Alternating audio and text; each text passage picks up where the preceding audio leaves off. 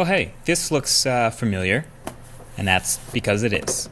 This is the new, updated, fixed Samsung Galaxy Fold.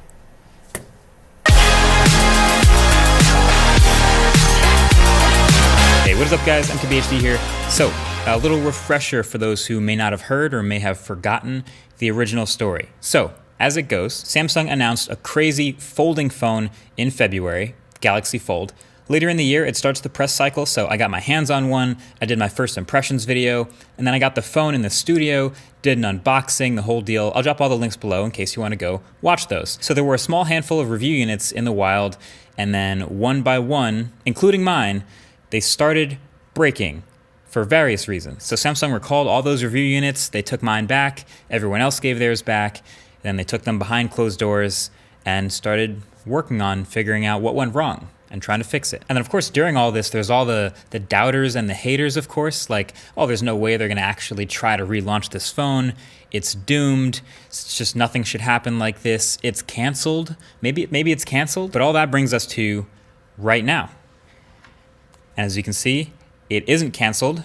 It's back. They've fixed it, and they're actually starting to ship this thing. So even though I already reviewed the original Galaxy Fold and all its quirks and all the things I liked and disliked about it, we're gonna take another look at it, what's different with this fixed one. And I wanna show you the updates and some extra thoughts and opinions I've had. So just looking at the new Fold, you can tell, of course, it's very similar. In fact, even if you paid super close attention to the original, you might not be able to tell exactly what is fixed about this new version. So here you go. Number one, that thin layer that appeared to be a screen protector, but is actually part of the display that may have been peeled off by some people, that's now extended all the way to the edges, and it's tucked underneath the display bezel right up to the corners and the sides. So not only don't you mistake it as a screen protector and try to peel it, but you physically can't, so that's good. Then two, they've added these T-shaped caps at the top and bottom of the display right at the hinge to prevent any dust or debris from basically getting into the hinge itself. So if you look at footage of the old Galaxy Fold, it doesn't have these. And honestly, it's I guess a little surprising in hindsight that it didn't have this, or that they didn't think of this. I mean, it was kind of wild that the Fold had big gaps here basically before, and it looked crazy that you could just have stuff get into the phone. So it's good to see that these are sealed off now. Now it's not like liquid or water resistant or anything with these caps, but it's just a little bit more protective than it was before. And then there's other very subtle things, like the gap the hinge makes when the phone is closed is a little bit smaller. So you can see a crack still through the middle, but just barely. I don't think this has as much of an effect on durability as people might say, but this is true about it. And the hinge mechanism itself is a little more firm. And I realize this comparison means pretty much nothing to anyone because almost nobody has felt the hinge of the original Galaxy Fold, but I am noticing it has a more firm snap to placing it flat and then unsnapping it from flat. Other than that, it's still the same. The same wild phone that is a thin-screened mini phone when it's closed and a 7-inch square mini tablet when it's open. The same folding phone with a wireless charging, reverse wireless charging. It's the same phone with 6 cameras, 3 on the back, all really high-end, 2 on the inside, and 1 on the front cover.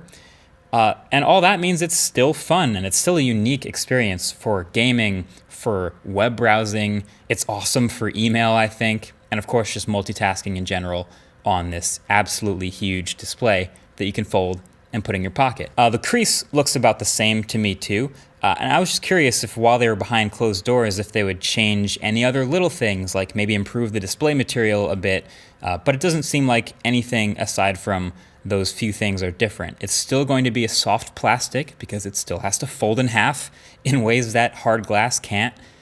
So much so that there's a new warning on the screen during the setup process that includes a warning to avoid pressing the screen hard.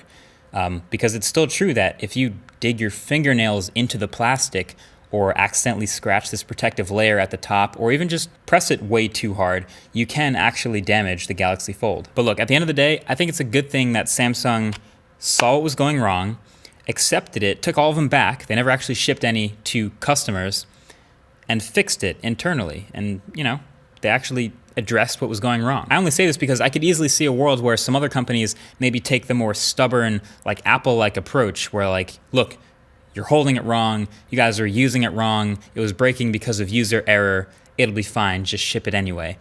And that's something I'm glad Samsung didn't do. Like, let's just be totally real. They copy Apple in a lot of things. I'm glad they didn't copy that. It's just so wild that this all came down to a few little faults of the highly engineered hinge that had to happen to make this folding phone possible. But then they had to go ahead and re-engineer it again because the damn users kept breaking it.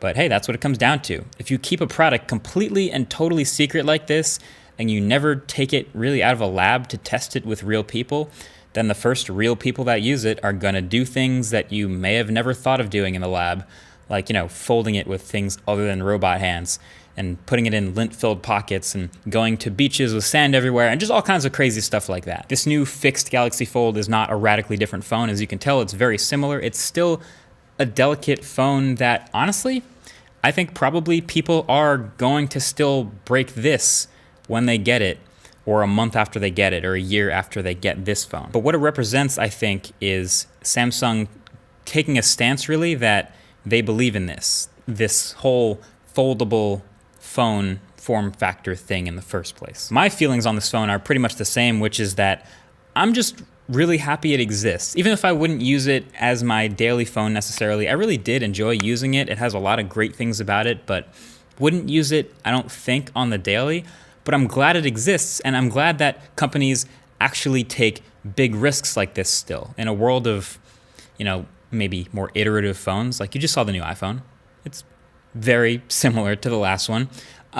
Big risks like this, and it's clear that this was a risk, we saw what happened, are still awesome to see. So I hope we someday get Samsung Galaxy Fold 2, maybe next year.